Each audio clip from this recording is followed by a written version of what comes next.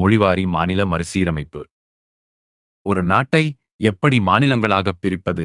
நிலப்பகுதியை வைத்தா, மக்கள் தொகையை வைத்தா, அல்லது மக்கள் பேசும் மொழியை வைத்தா? இந்தியாவில் இந்த கேள்விக்கு விடை காண்பது ஒரு நீண்ட வரலாற்று பயணமாக இருந்து. மக்கள் தங்கள் தாய்மொழி அடிப்படையில் ஒரே மாநிலத்தில் வாழ விரும்பினர். இந்த விருப்பமே மொழிவாரி மாநில மறுசீரமைப்பு என்ற கருத்தாக வளர்ந்தது.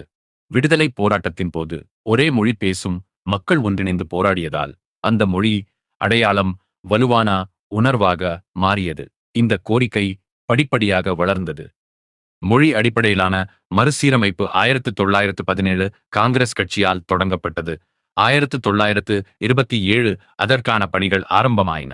இந்த கனவு விடுதலைக்கு முன்பே ஒருமுறை நனவானது. நீண்ட போராட்டத்துக்குப் பின் 1936 மொழி அடிப்படையில் ஒடிசா மாநிலம் அமைக்கப்பட்டது.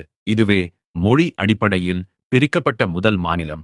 மொழிவாரி மாநிலங்களுக்கு லோகமான்ய திலகர், அன்னி பெசன்ட், மகாத்மா காந்தி ஆகியோர் ஆதரவு அளித்தனர். ஆனால் விடுதலை வந்தபோது ஒரு பெரிய அச்சம் நிலவியது.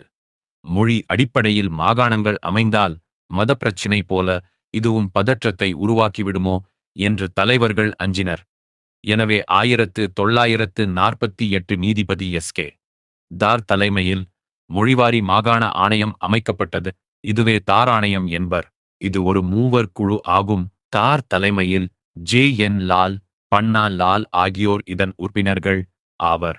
இந்த குழு அறிக்கையை 1948 டிசம்பர் 10 சமர்ப்பித்தது. ஆனால் அதன் முடிவு மக்கள் எதிர்பார்த்தது போல் இல்லை. மொழிவாரி மாநிலங்கள் தேச ஒருமைப்பாட்டுக்கு அச்சுறுத்தலாகும், நிர்வாக சிக்கல் ஏற்படும் என்று கூறி மொழியை விட நிர்வாக வசதியின் அடிப்படையில் செயல்பட வேண்டும் என பரிந்துரை செய்தது. இந்த முடிவை மக்கள் ஏற்கவில்லை. எனவே அதே 1948 ஜவஹர்லால் நேரு, சர்தார் வல்லபாய் பட்டேல், காங்கிரஸ் தலைவர் பட்டாபி சீதாராமையா ஆகியோரை கொண்ட ஜே.வி.பி. குழு உருவாக்கப்பட்டது. இதுவும் ஒரு மூவர். தொடக்கத்தில் இந்த குழுவும் மொழிவாரி மாநிலங்களை எதிர்த்தது.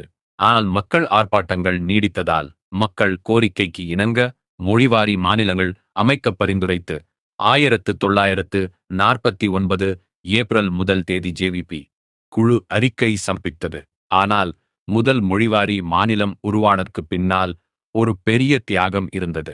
ஆந்திர மாநிலம் அமைக்கக் கோரி பொட்டி ஸ்ரீராமுலு என்பவர் சாகும் வரை உண்ணாவிரத போராட்டம் மேற்கொண்டார். 1952 அக்டோபர் 19 தொடங்கிய போராட்டத்தின் 56வது நாள், அதாவது 1952 டிசம்பர் 15 அவர் உயிர் நீத்தார்.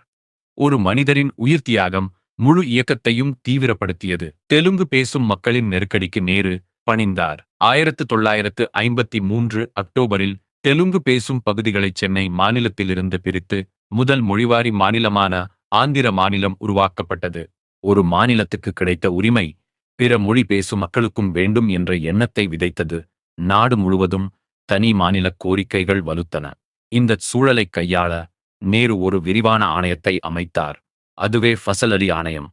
தலைவர் ஃபசல் அலி, உறுப்பினர்கள் H.N. குன்ஸ்ரு, K.M. பணிக்கர். இதுவும் மூவர் குழு ஆகும். 1953 டிசம்பர் 22 அமைந்த இக்குழு தன் பரிந்துரைகளை 1955 செப்டம்பரில் சமர்ப்பித்தது. மொழிவாரி மாநிலம் அமைப்பதற்கு 4 அம்சங்களை வரையறுத்தது. 1. மொழி மற்றும் பண்பாட்டு ஒத்த தன்மை. 2. நிதி, பொருளாதார, நிர்வாக கருதுகோள்கள். 3. தேச ஒற்றுமையையும் பாதுகாப்பையும் வலுப்படுத்துதல். 4. ஒவ்வொரு மாநிலத்திலும் ஒட்டுமோ தத்தேச மக்களின் நலனை திட்டமிடுதல். இறுதியாக இந்த ஆணையம் 16 மாநிலங்களையும் 3 ஒன்றிய பகுதிகளையும் மறுசீரமைக்க பரிந்துரைத்தது. மத்திய அரசு சிறு மாற்றத்துடன் ஏற்று 1956 மாநில மறுசீரமைப்பு சட்டத்தை இயற்றியது. இச்சட்டம் நிறைவேற்றப்பட்ட பின் 1956 நவம்பர் 1 14 மாநிலங்களும் 6 யூனியன் பிரதேசங்களும் நடைமுறைக்கு வந்தன. அந்த 14 மாநிலங்கள் ஆந்திர பிரதேசம், அசாம், பீகார், பம்பாய், ஜம்மு காஷ்மீர், கேரளா, மத்திய பிரதேசம், மெட்ராஸ், மைசூர், ஒடிசா, பஞ்சாப், ராஜஸ்தான், உத்தரப்பிரதேசம், மேற்கு வங்கம்.